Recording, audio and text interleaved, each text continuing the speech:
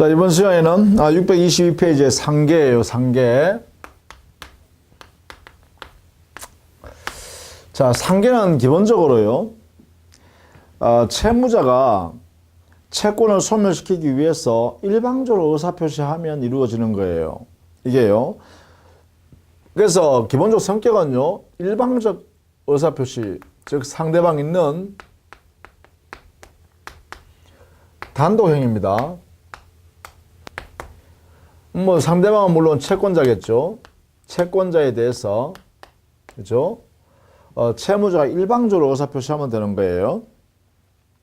그래서 여기에 의의도 보시면 상계란 채권자, 채무자 사이에 서로 같은 종류를 목적으로 하는 채권 채무를 가지는 경우에 그 일방이 상대방 채무 이행기가 도래한 때 일방적 의사표시를 하게 되면 그 채권과 채무가 소멸한다라는 결과를 만들어내는 게 바로 상계다. 이랬죠. 물론 이 상계가요, 당사자 합의에서 상계가 이루어지는 계약 상계도, 계약에 의한 상계도 있기는 해요. 그러나 여기서 말하는 상계는 그런 의미가 아니다라는 것이죠. 그죠? 민법상의 상계는 일방적 행사는 단독행위로서의 상계다. 이런 이야기예요. 물론 이게 단독행위니까 우리는 법률행위다 하면 되겠죠. 법률행위, 의사표시에 이루어지는 법률행위다. 이렇게 볼 수 있겠죠. 자, 여기에 조심해야 될 게 하나 있습니다. 우리 민법 총칙이에요. 소멸시효가 완성되면 채권은 행사한 때로부터 소급해서 소멸해서 없어져 버리죠. 그죠? 채권의 소멸시효가 완성되었다라고 하면 채권의 소멸시효 효과는 소급효가 있어요. 그죠? 그래서 소급효 때문에 이 채권을 행사할 수 있는 때로까지 소급해서 소멸합니다. 이게 소멸시효 효과죠. 그런데 여기에 의미가요, 하나 있는데, 그게 뭐냐. 이 채권이 소멸시효 완성되기 전에, 이렇게 볼까요? 완성 전에 상계할 수 있는 그런 상태였다. 그걸 우리는 상계적상이라고 그래요.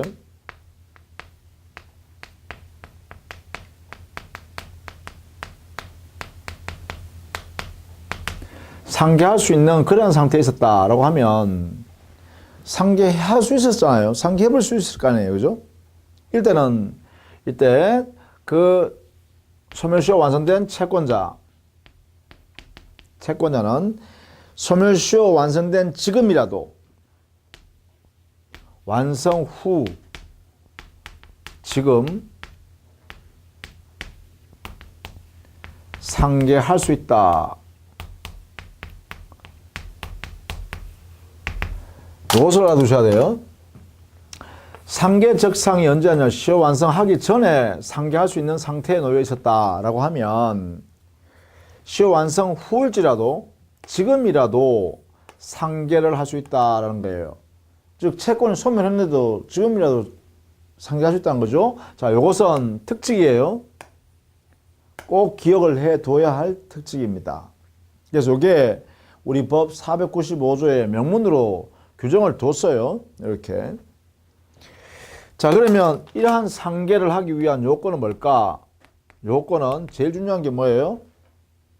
상계적상이 있어야 돼요. 상계적상. 상계할 수 있는 그러한 적법한 상태.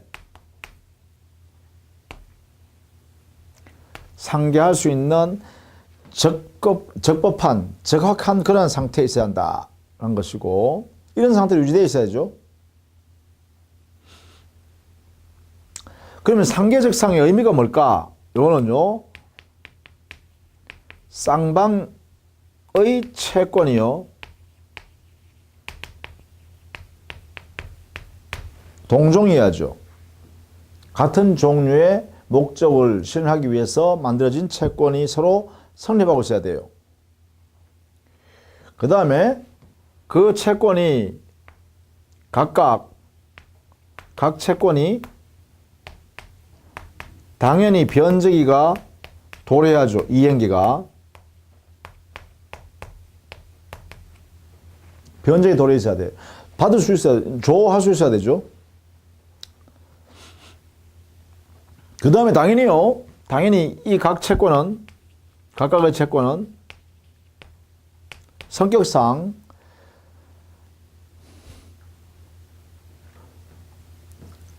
상기가 허용되는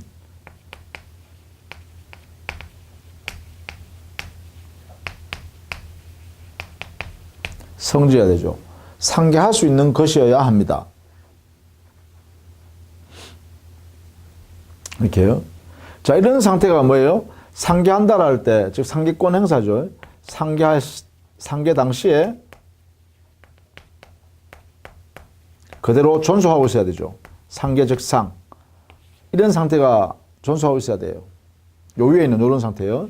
이런 상태가 계속 존속하고 있어야 돼요. 그러면 이때는 상대방에 대한 의사표시로서요, 채무자가 채권자한테 야, 이거 상계하겠다라고 하는 거죠. 이래 되겠죠? 자, 그러면 도대체 상계할 수 없는 거는 뭐냐?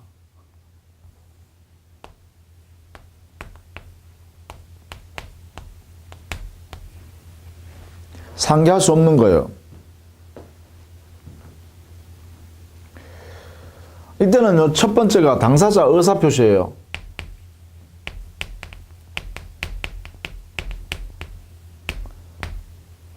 당사자 의사에 의해서 상계하지 않기로 한 경우요. 자, 여기에 있는 내용들을 알아두셔야 됩니다. 이 부분요. 상계 금지되는 내용. 이것은 꼭 알아두셔야 돼요. 두 번째, 고의로 불법행위 했을 때 고의에 의한 불법행위 손해배상 청구권이 발생하겠죠. 이 손해배상 청구권을 수동채권을 하는 상계. 네? 자, 첫 번째는 고의에 의한 불법행위로 인한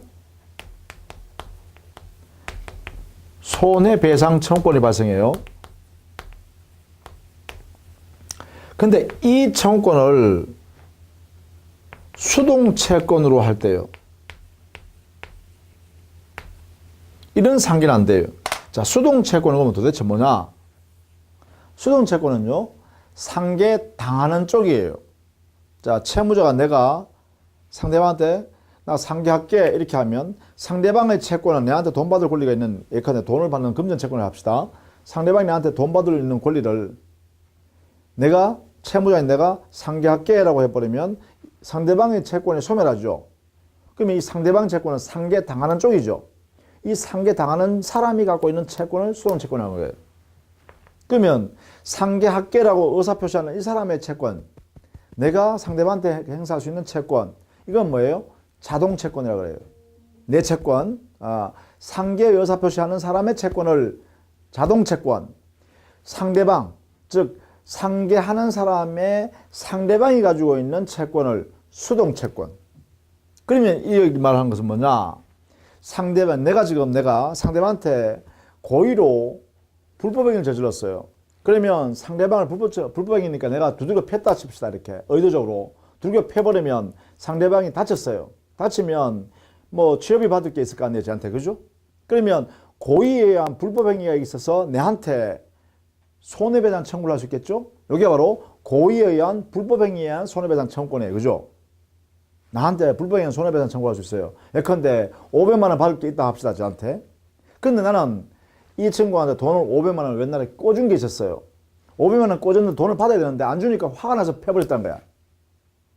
그러면 내가요, 둘고 패놓고는 야, 내가 500만 원 내한테 돈 빌려준 거 있잖아. 그거 하고 너 손해배상 내한테 내가 얻어맞았으니까 손해배상 책임 내한테 물을 수 있는데 500만 원 그거 상계하자. 이렇게 해버리면 나는 상대방한테 두들겨 패버리고 이 상대방의 고의에 의한 손해배상 청구권을 없애버린다는 거야. 이게 된다고 안 된다고? 안 된다는 거예요. 그래야겠죠. 이거 인정하면 어떻게 하겠어요? 야, 내가 돈 받을 수 있는 만큼은 두들겨 팰게. 이렇게 할 거 아니에요. 그죠? 상계가 되니까. 그러면 안 된다는 거예요. 고의에 의한 불법행위로 인한 손해배상 청구권을 수동채권으로 해서 상계하는 것은 금지입니다. 이거는 두 번째. 그 다음에 세 번째요. 압류금지 채권을 수동채권에서는 못해요.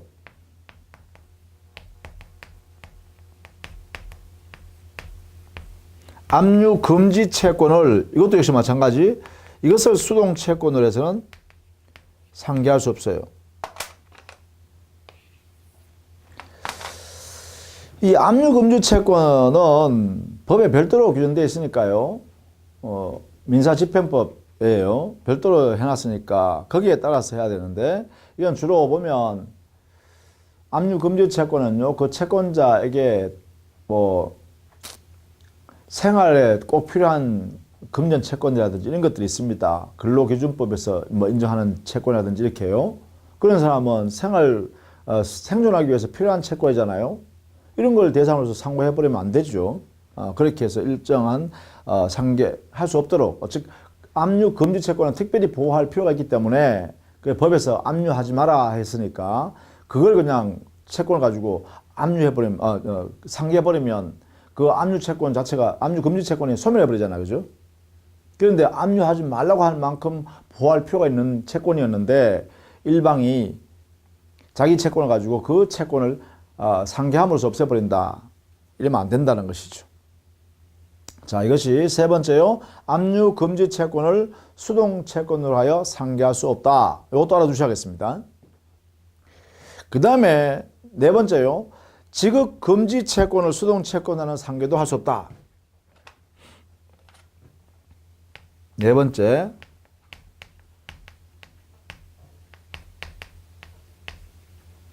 지급금지 채권을 수동채권으로 해서도 역시 상계할 수 없다. 요 세 가지는 전부 다 수동채권이죠. 요 법에 명문으로 규정되어 있어요. 우리 민법에. 그러니까 요 세 가지는 꼭 기억을 좀 해 주셔야겠습니다.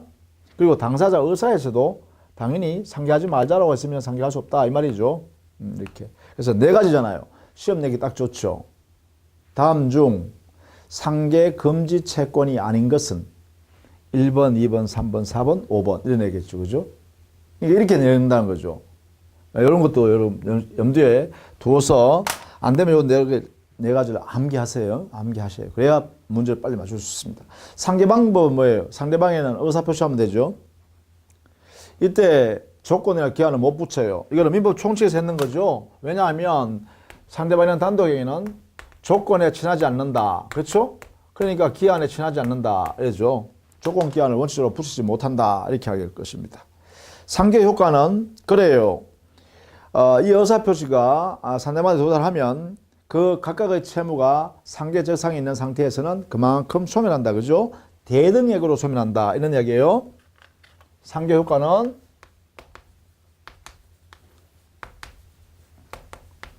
대등액에 대한 채권 소멸이다. 그죠? 대등액의 채권 소멸. 이렇게 되겠죠?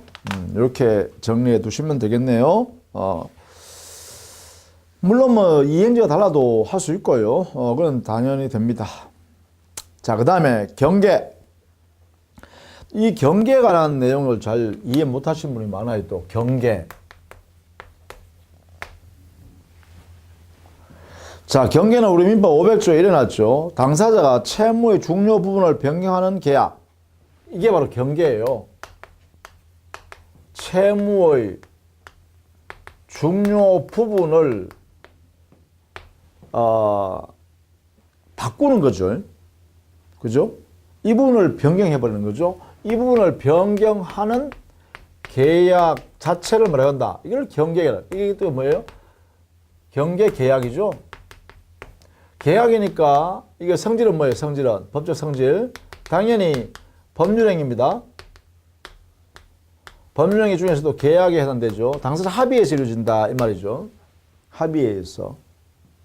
경계계약이에요. 야, 채무 내용이 이게 정해져 있는데 채무 내용 중에 중요 부분을 바꾸기로 채권자와 채무자가 합의하는 거예요. 그러면 종전의 채무는 소멸하는 거지 뭐. 그렇죠. 경계됐으니까 다른 걸로 바꾸었으니까 종전에 있던 채무는 소멸하고 요 새로 만들어진 요 채무, 자기들끼리 약속한 요 중요 부분을 바꾼 요 채무만 존재하는 거죠. 그런 의미에서 경계에서도 종전의 채무가 소멸한다는 의미가 효과입니다. 즉 구채무에 가름해서 이거는 그죠? 효과는 구채무 가름하여 신채무가 생긴다 그죠? 이렇게. 자, 이렇게 정리해 두시면 되겠어요. 그래서 거기에 경계의 효과는 구채무는 소멸하고 신채무는 발생한다. 그렇죠? 이게 바로 효과입니다. 구채무가 소멸한다.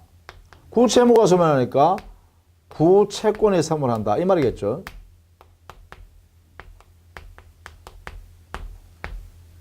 그러니까 신채무가 생긴다. 이 말은 신채권이 생긴다.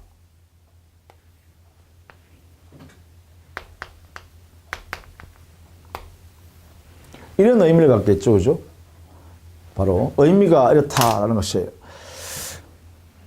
물론 담보, 종전에 있던 채권 채무에 있어서의 담보는 소멸해야겠죠. 원칙적으로. 그죠? 당연히요. 그렇게 해석하면 되겠다. 그 다음 면제. 면제도 역시 우리 민법 506조예요. 이 면제 행위는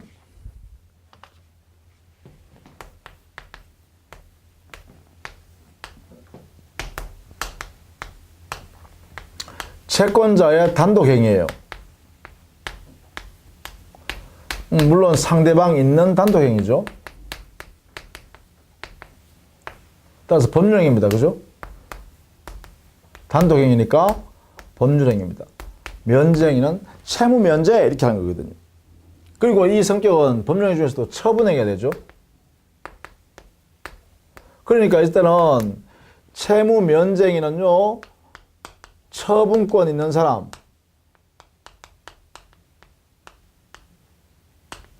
행위이어야 유효한 행위가 됩니다.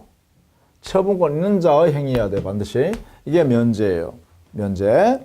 자, 우리 506조 보시죠. 채권자가 채무자에게 채무를 면책하는 의사를 표시한 때는 그 채권을 소멸한다. 다만 면제로서 정당한 이익을 가진 제3자에 대해서는 대항하지 못한다. 이랬죠. 자, 뭐 이 정도로 보시면 되겠어요. 그 다음에 혼동.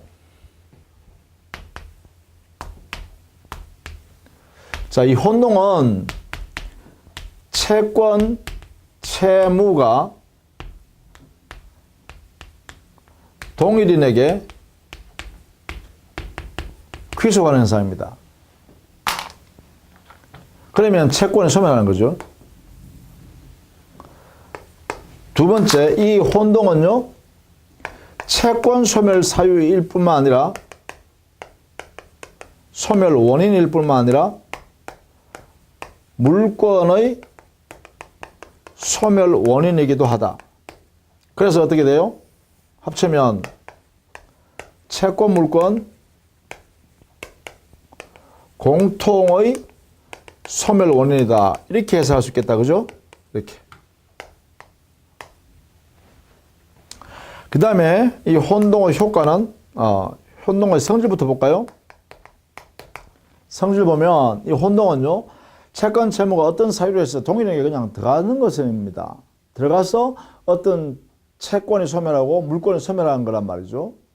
그럼 이것은 성질은요, 당사자 의사와 관계없다는 거죠. 그래서 이거는 사건이다, 사건. 사건이다. 성격이요. 당사자 의사 표시에서 이루어지는 게 아니라, 우연한 일로 발생하는 거다. 예. 사건이라고 한다. 이런 내용들 알아두셔야겠죠. 요 용어들, 그죠? 이렇게. 이것이 혼동입니다. 결국은 채권의 소멸이다. 그죠? 효과는 채권 채무가 동일하게 기소해서 효과는 채권이 소멸하는 거다. 이렇게 되겠죠. 혼동. 자, 이렇게 해서 정리를 했습니다. 특히 변제 부분은 조금 상세하게 설명했으니까 그 부분 좀 상세하게 보시고 그 다음에 상계 파트로 이해 좀 해주셔야 되겠고요.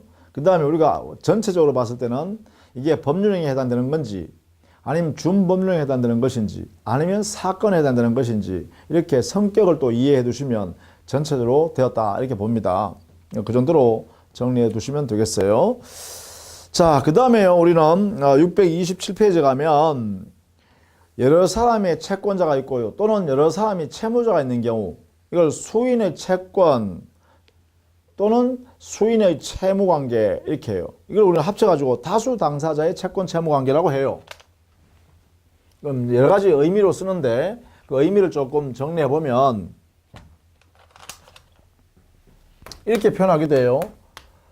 다수 당사자가 존재하는 채권 채무관계 이렇게 표현하고 그러다 보면 채권자가 여러 사람인 경우와 채무자가 여러 사람인 경우 이렇게 되겠죠. 그죠? 그래야 수인의 채권, 수인의 채무관계 이렇게 되겠죠.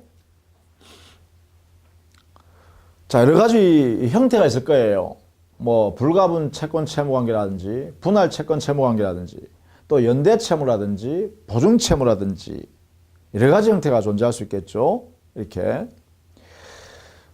그렇다면 이 여러 가지 채권 채무관계가 다수인이 존재할 때 원칙이 뭘까?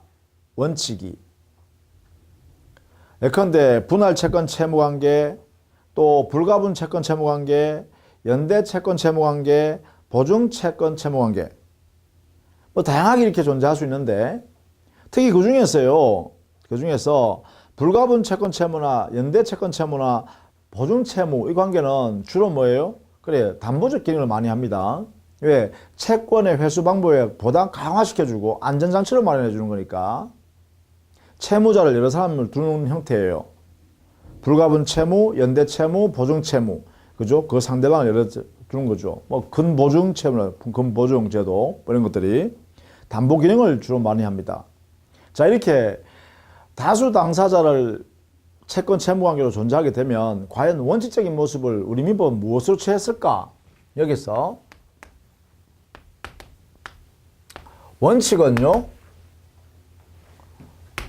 우리 민법은 분할 채권 채무관계 이것을 원칙으로 삼았어요. 그래서 분할 채권관계 이것을 우리 민법은 원칙으로 삼았다라는 것을 알아두셔야 돼요. 먼저 이렇게 해요. 우리 민법 408조에 보면 채권자나 채무자가 수인인 경우 특별한 의사표시가 없으면 각 채권자 또는 각 채무자는 균등한 비율로 권리가 있고 의무를 부담한다 이랬죠. 그래서 분할 채권 채무관계 특별한 당사자 의사표시가 없다면은 채권 채무자가 여러 사람으로 이렇게 관계를 맺었다. 다수자로. 그럴 때는 분할 채권 채권 즉 채권자는 비율별로 채권자에게 분리되어 있고 채무가 있다면 채무자가 여러 사람이니까 비율별로 수인의 균등한 비율로 이렇게 채무자한테 나눠져 있다. 이렇게 해석하려고 그러죠. 이게 분할 채권 채무관계라고 그래요. 그러니까 균등 비율이다. 그죠? 그러니까 채권자 수만큼 채무자 수만큼 채권과 채무가 나누어져서 각각 부담하는 것을 원칙으로 한다. 우리는 뭐 이렇게 선언하는 거예요. 이게 408조예요. 그죠? 자, 이걸부터 꼭 알아두셔야 됩니다. 대단히 중요해요. 뭐 일단 원칙적으로 어떤 채권자, 채무자가 여러 사람이 있다면 기본적으로 우리 민법은 어떤 태도를 취했는가부터 먼저 알아두셔야 된다는 거죠. 그게 바로 우리 민법의 408조에서는 균등 비율로 채권을, 균등 비율로 채무를 각자가 부담하는 걸로 이렇게 취하고 있는 것이 원칙적인 모습이다. 이렇게 정리해 두세요. 그래서 보통 분할 채권 관계에서 분할 채권 하면 분할 채권, 분할 채무, 분할 채무 나누어진다는 거죠. 이게 가장 기본입니다. 그래서 그 효력도 보시면 627페이지에 있죠. 제일 밑에 효력 보시면 분할 채권 관계에 있어서 특별한 의사표시가 없는 한 각 채권자, 각 채무자가 각각 균등 비율로 독립된 채권 채무를 가지고 있는 것이다. 이렇게 해석하는 거죠. 따라서 각자가 채권 채무에 대한 이해관계, 이행관계 뭐 이런 내용들이 성립한다라는 것이죠. 그래서 우리 민법은 원칙적으로 균등분할이다. 균등분할 이렇게 하고 있습니다. 자, 그 다음에 그렇다면 여기서 이제 특칙으로 이제 나머지는 다 특칙들이에요. 당사자 의사에 의해서 그러한 내용으로 표시해야 된다는 것이죠. 자, 그러면 불가분 채권 채무 관계. 뭐 채권 채무 관계를 줄여가지고 그냥 채권 관계라 이렇게 합니다. 자, 불가분으로 바꾸었다. 이게요. 불가분이라는 것은 뭐예요? 채권이 나뉘지 않는다. 채무가 나뉘지 않는다. 이런 뜻이겠죠. 채권이 나뉘지 않으면 불가분 채권. 채무가 나뉘지 않는다면 불가분 채무. 이렇게 되겠죠.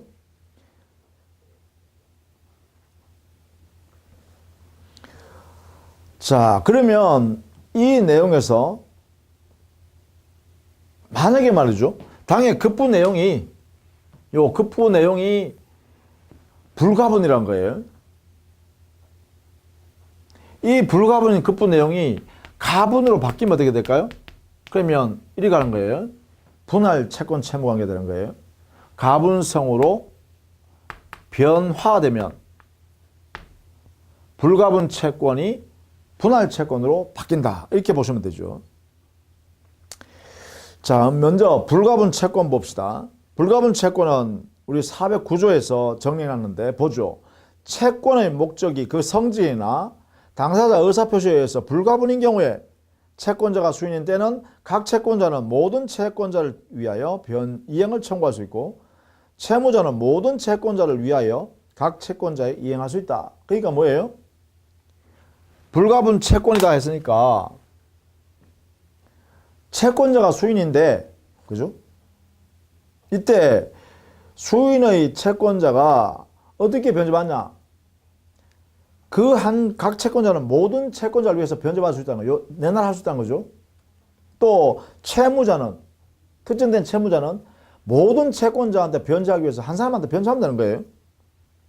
이런 내용이다. 그죠? 그래서 여기서요. 불가분 채권. 이렇게 되면 채권의 목적이 불가분이니까 여기에 채권자 갑, 을, 병 있고요. 정이라는 채무자 있다. 그러면 한 사람이 이 채권을 청구하면 전원이 채권을 청구하는 것 같아요. 또 정이라는 채무자가 여기에 채권자예요. 채권자, 이 사람 수인이고 요 내용이 뭐죠? 요 내용이 불가분이에요. 불가분. 요 급부 채권 내용이 이 사람은 채무자예요. 채무자. 그러면 갑이 정한테 이행 청구하면 을, 병이 다 청구한 거죠. 이 중에 어느 한 사람이 청구하면요. 그 다음 반대로요. 정이 갑한테 변제하든 을한테 변제하든 정한테 변제하든 어느 한 사람한테 변제해버리면 이행을 제공해버리면 다 제공돼버리는 거죠. 다 변제해버리는 거죠. 이런 내용이 된다는 것이에요. 이게 바로 불가분 채권이에요. 이 채권 내용이 불가분이다라는 것이에요. 이렇게. 그래서 여기에 대외적 효력 보세요. 이것은 뭐냐면 대외적이라는 것은 채권자와 채무자 관계, 이걸 대외적이라고 그래요. 이렇게 대외적. 여기는 각 채권자는 모든 채권자를 위해서 이행을 청구한다. 갑이 청구하면 이 을, 병도 다 청구한 것이 된다. 이런 것이고요. 그렇죠? 그 다음에 1의 채권자에 대한 사유의 효력했죠. 한 사람이 청구하면 다 청구한 것이요. 채무자가 한 사람한테 변제해버리면 이행 정하면 다 이행 정후 변제했다. 이렇게 되는 거죠. 자, 그런데 1인의 채권에 생긴 개인적 사유는 다른 채권에 대해서요. 이행 청구와 이행 이 범위 안에서만 절대적이에요. 무슨 말이냐면 여기에 이행 청구하는 것은 한 사람이 이행 청구해도 전부 이행 청구죠. 또 여기에요. 채무자요. 채무자는 이행 제공했어요. 이행 제공을 한 사람한테 하면 다 이행 제공한 거예요. 요 내용은 뭐예요? 요 내용은 절대적이에요. 모든 사람한테 효력이 발생해요.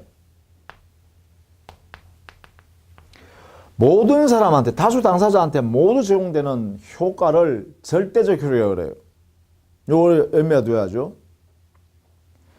이행 청구, 한 사람이 채권자 이행 청구하면 전원에게 이행 청구 효과가 발생한다. 절대적으로.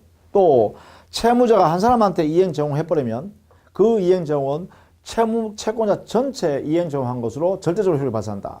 그래서 이행 청구와 이행 제공은 절대적 효력이 있습니다. 즉 모든 채권자에게 효력이 있습니다. 그 다음에 대내적 효력이었죠. 이 대내적 효력이라는 것은 다수 당사자 사이의 관계예요. 요 안에서 이걸 대내적 관계라고 그래요. 대내적 효력이라고 그래요. 자, 만약에 불가분 채권을 변제받으면 이 갑을병은 이행을 하나 받으면 어떻게 해요? 나누어 가져가야겠죠. 그 나누어 가져가는 것은 갑을병이 알아서 가져가는 거예요. 자기들끼리 약속되어 있는 내용대로 받은 거예요. 자기들 비율이 정해져 있으면 비율대로. 만약에 특별한 내용이 없다면 균등한 걸로 이렇게 되겠죠. 우리 민법은 특별한 약정이 없다면 갑을병이 균등하게 그 내용을 나누어 가지고 가는 걸로. 받는 것은 한 사람이 받으면 돼. 받으면 그 다음 나누어 가져가야겠는데 나누어 가져가는 방법은 당사자가 정해져 있으면 당사자끼리 합의가 있으면 합의한 대로 만약에 합의가 없다면 갑을병이 어떻게 해요? 균등한 것으로 추정 이렇게 하는 거죠. 이게 뭐예요? 불가분 채권이에요. 채권자가 소인인데 급부 내용이 불가분적이다 이런 이야기. 예를 들면 여기에 1,000만 원 받을 수 있는 돈 받은 900만 원 할까요? 900만 원 받을 수 있는 권리가 있다라고 할 때 이게 불가분 채권이 900만 원이라고 하자. 이렇게 해버리면 자기들끼리 합의했어요. 의사표시해서. 정해버리면 갑을병이 정으로부터 900만 원 받으면 이 세 사람이 그 900만 원 어떻게 가져갈 거냐? 그것은 합의가 있다면 그 합의대로 나누어 가면 돼, 대내적으로. 근데 합의가 없었다면 갑을병은 300만 원, 300만 원, 300만 원씩 가져가는 걸로 추정한다. 이렇게 하는 거죠. 이게 이제 대내적 효력이에요. 그 다음에 900만 원 받을 수 있는 권리가 불가분 채권으로 존재한다면 갑이 900만 원 내놔 하면 을병이 900만 원 내놔라고 청구한 걸로 간다. 절대적으로. 또 정이라는 사람이 갑한테 900만 원 이행 제공했다. 돈을 갚았다. 그러면 을병한테도 900만 원 다 갚은 거다. 이래 되겠죠. 이게 이행 제공하면 절대적이다. 이래 되겠죠. 자, 이렇게 정리를 좀 해 주시면 좋겠다라는 것이죠. 불가분 채무. 불가분 채무는요, 411조의 불가분 채무에 관한 내용을 정리하는데, 수인이 불가분 채무를 부담하는 경우에는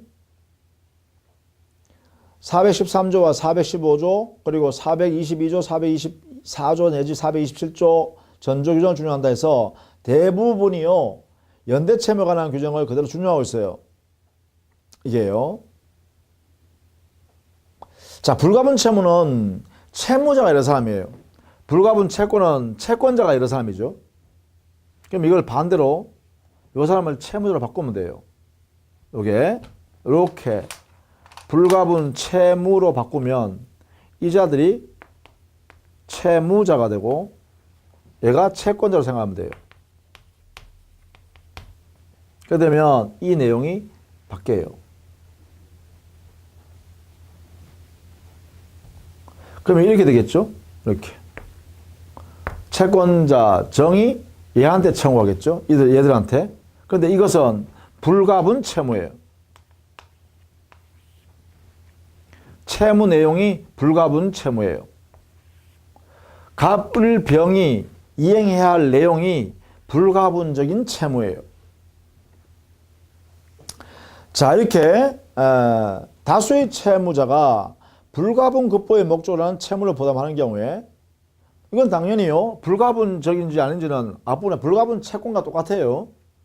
성질상 불가분일 수도 있고 당사자 의사에 의해서 불가분 시켜버릴 수도 있어요.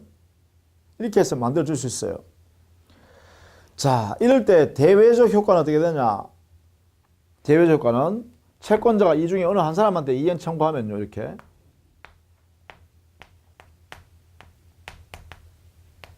이것은 절대적 효력이 있어요. 한 사람한테 청구하면 갑, 을, 병 누구에 대해서도 청구한 거 똑같다는 거죠. 절대적 효과예요. 이렇게요. 자, 채권자는 어느 불가분 채무자에 대해서 또는 동시에 또는 순차로 모든 불가분 채무자에 대하여 채무 전부 이행을 청구할 수 있고 했죠. 그러니까 어느 누구한테 한 사람만한테도 해도 된다는 거죠. 갑한테도 을한테도 병한테도 이렇게 할 수 있다는 거예요. 이렇게 절대적 효과가 있다 이 말이죠. 그렇게 보시면 돼요. 그 다음에 1인의 채무자에 생긴 사유는 변제가 얘가 변제하면 그러면 전부 다 변제한 거죠. 그렇죠? 불가분 채무니까 갑이 한 사람이 변제해버리면 을도 변제한 것이 돼버리고 병도 변제 다 한 것이 돼버리죠. 이렇게 이건 절대 효과가 있다. 그죠? 그래서 기본적으로요. 채무 소멸되는 것, 채권자 지체에 따르는 것은 그래요. 모든 채무자에 대하여 효력이 생깁니다. 변제 또는 변제 제공 한다든가 또 정의 수령 지체한다. 채권자가 수령을 지체한다. 이런 효과는 이 채무자 전원에게 다 효과가 발생하죠. 절대적입니다. 이렇게 됐죠. 이런 내용으로 내용을 정할 수 있다라는 것이에요. 이렇게. 이게 불가분 채무. 물론 대내적으로는 애들은요, 자기들끼리 분담 비율을 정했으면 그 분담 비율에 따라서 하면 되겠죠. 그렇죠? 자기들끼리의 문제겠죠. 변제하고 나서 그 내용은 자기의 분담 부분에 대해서 책임지면 되겠죠. 요 안에서는 그죠. 그게 대내적 효과다 그런다. 그죠? 예. 불가분 채무를 담당하는 다수의 채무자 사이에 변제하고 난 뒤에 이들 사이의 분담 비율은 자기들이 알아서 정한 대로 해결하면 된다. 만약에 어느 300만 원씩 부담해서 900만 원 주액해야 되는데 갑이 만약에 900만 원 다 변제했다라고 하면 갑, 을, 병 사이에 1대 1대 1로 분담하기로 했다라고 하면 갑은 을한테 병한테 각각 300만 원씩 요구하면 되겠죠. 300만 원 주세요. 고상권 행사하면 되겠죠. 이렇게 그죠? 이런 내용이 된다. 이게 바로 불가분 채무 내용입니다. 그래서 불가분 채권과 불가분 채무는요. 불가분 채권은 채권자가 다수인데 그 채권 내용을 불가분적으로 만들어 놓은 거고 불가분 채무일 때는 채무자가 여러 사람인데 그 채무 내용이 불가분, 나눌 수 없는 거다. 이렇게 한 거죠. 자, 이런 내용으로 이해를 해 주시면 되겠다라는 것입니다. 자, 다음 시간에는요. 연대채무 그리고 보증채무 이 부분이 상당히 어렵습니다. 연대채무와 보증채무를 다음 시간에 하도록 하겠습니다. 자, 수고 많으셨습니다.